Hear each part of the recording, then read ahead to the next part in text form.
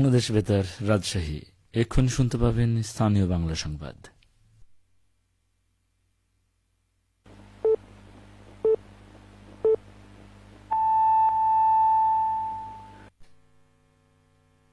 আসসালামু আলাইকুম। সন্ধে ৭টা।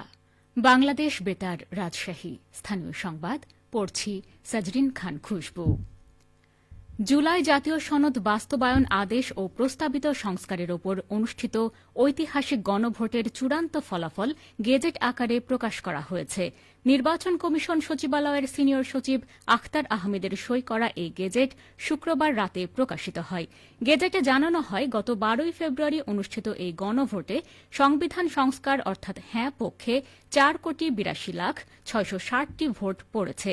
হ্যাঁ ভোটের বিপরীতে না ভোট পড়েছে ২,২০,৭২৬টি। বাংলাদেশ সরকারি মুদ্রণালয় থেকে প্রকাশিত বিজ্ঞপ্তির তথ্য অনুযায়ী গণভোটে মোট ৭,৭৬,৯৫,০২৩ জন ভোটার তাদের ভোটাধিকার প্রয়োগ করেছেন। এর মধ্যে বৈধ ভোটের সংখ্যা ৭,২,৭২,৩৮৬টি এবং বাতিল হয়েছে ৭৪,২২,৬৩৭টি ভোট। বিজ্ঞপ্তিতে আরও জানানো হয়, ২০২৪ সালের জুলাই আগস্টে ছাত্র জনতার সফল গণ অভ্যুত্থানের মাধ্যমে অর্জিত জনগণের সার্বভৌম ক্ষমতা প্রয়োগের লক্ষ্যেই জুলাই জাতীয় সনদ বাস্তবায়ন আদেশ ২০২৫ প্রণয়ন করা হয়। এই সনদে বর্ণিত প্রস্তাবগুলোর বিষয়ে জনগণের সরাসরি মতামত ও সম্মতি যাচাইয়ে এই গণভোটের আয়োজন করা হয়।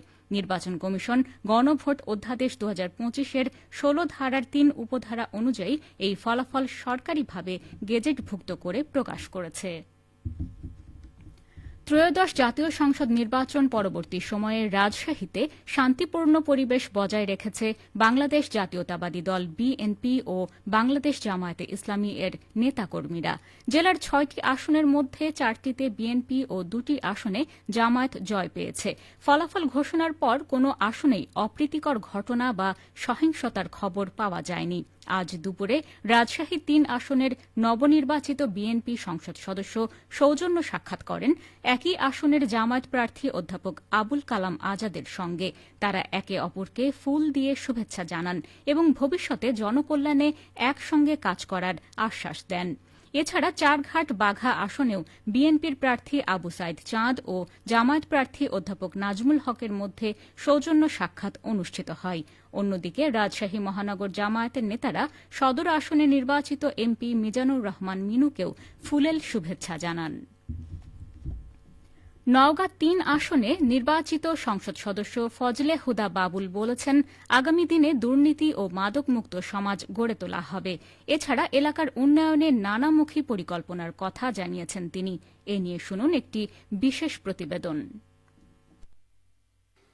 ত্রয়োদশ জাতীয় সংসদ নির্বাচনে নওগাঁ ৩ আসনে ৪৭,৪৬৮ ভোটের ব্যবধানে জয়লাভ করেছেন বিএনপি মনোনীত প্রার্থী ফজলে হুদা বাবুল। দায়িত্ব গ্রহণের পর এলাকার নানা উন্নয়ন পরিকল্পনা বাস্তবায়নের কথা তুলে ধরে তিনি বলছিলেন, যেগুলা ছোটখাটো রাস্তা এবং যে রাস্তাগুলো ছিল ওগুলা রিপেয়ার হয়নি, সংস্কার হয়নি, আর কিছু প্রায় ৩৬টা যেটা বিল আছে, এই বিলের পানিগুলা নিষ্কাশন না হওয়াতে যেখানে 3টা ফসল করা যায় ওখানে মাত্র 2টা ফসল হয়। এছাড়াও প্রায়োরিটি হচ্ছে মাদক, তরুণদের জন্য খেলার মাঠ, স্কুল কলেজ মাদ্রাসা রাজনৈতিক প্রভাব মুক্তকরণ, এই কাজগুলো প্রায়োরিটি বেসিসে করব। এলাকার মানুষের জীবনমানের উন্নয়ন এবং শিক্ষার প্রসারে অধিক গুরুত্ব দেওয়ার কথা জানিয়ে তিনি বলেন, শিক্ষার পড়ালেখার ক্ষেত্রে সরকার থেকে সহযোগিতা যদি পেতে দেরি হয় বা পাওয়া না যায়, আমি ব্যক্তিগতভাবে যেভাবেই হোক তাদের সাথে থাকবো, পাশে থাকবো, এটা বলেছি। কৃষকদের সারের কোনো সিন্ডিকেট রাখবো না এবং কৃষকদের জন্য আমরা তো অনেক কিছু দিতে চাচ্ছি। একটা কৃষক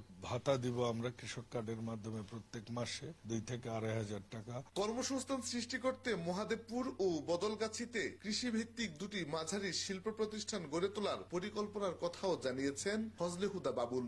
শফিক ছোটন, নওগাঁ জেলা সংবাদদাতা, বাংলাদেশ বেতার, রাজশাহী। আজ 14 ফেব্রুয়ারি। একই দিনে বাংলা পঞ্জিকায় আজ পহেলা ফাল্গুন, ঋতুরাজ বসন্তের সূচনা।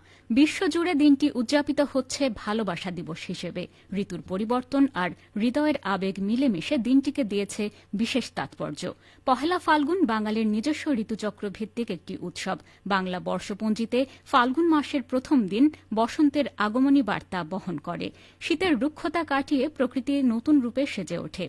গাছে গাছে পলাশ ও শিমুলের রঙিন ফুল, কোকিলের ডাক, হালকা উষ্ণতার স্পর্শ মিলিয়ে বসন্ত হয়ে ওঠে নবজাগরণ ও প্রাণের প্রতীক। সবশেষে আবহাওয়া। আজ রাজশাহীতে সর্বোচ্চ তাপমাত্রা ছিল ২৮ ডিগ্রি এবং সর্বনিম্ন ১১.৬ ডিগ্রি সেলসিয়াস। সন্ধ্যা ৬টায় বাতাসে আপেক্ষিক আর্দ্রতার পরিমাণ ছিল ৬৪%।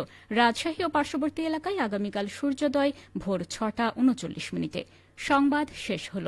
আমাদের পরবর্তী স্থানীয় সংবাদ প্রচারিত হবে আগামীকাল সকাল ৮টা ১০ মিনিটে। বাংলাদেশ বেতার, রাজশাহী।